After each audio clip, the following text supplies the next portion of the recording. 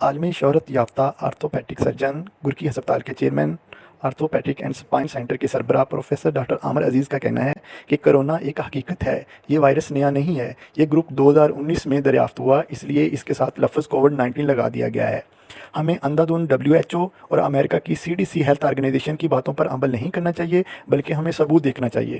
Professor doctor عامر عزیز نے مزید کہا کہ ہڈی جوڑ کے مریض کا آپریشن اگر پہلے 24 سے 48 گھنٹے میں نہ کیا جائے تو بعد میں اس کا علاج بہت مشکل ہو جاتا ہے۔ گرکی ہسپتال میں کرونا وبا اور لاک ڈاؤن کے دوران آرتھوپیڈک اینڈ اسپائن سینٹر میں 1700 سے زائد آپریشن کیے گئے ہیں۔ کسی بھی سرکاری ہسپتال کا آرتھوپیڈک آپریشن تھیٹر بند نہیں ہونا چاہیے اور نہ ہی کوئی OPD بند ہونی چاہیے۔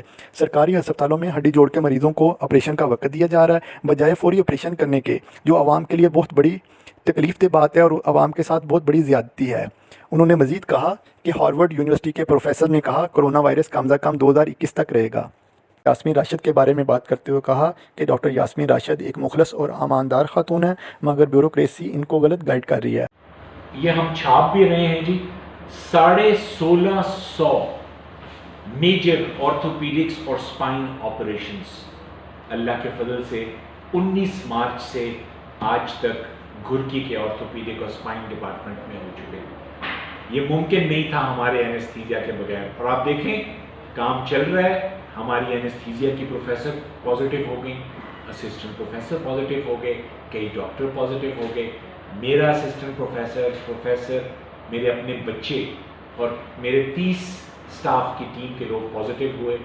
اللہ نے سب کو شفا دی ہے، سب خیریت سے کام چل رہا ہے، ایک دن بھی کام نہیں رکا۔ یہاں میں آپ کو چھوٹا سا واقعہ سنا دوں۔ میرے 12 بچے پازیٹیو ہوئے 25 رمضان تب تک، اور تب 2-3 سرکاری اسپتالوں کے لاہور میں ڈپارٹمنٹ سیل ہو گئے تھے کیونکہ ان کے کم لوگ پازیٹیو ہوئے مگر سیل ہو گئے۔ میں 27ویں کو اللہ کے سامنے خوب رویا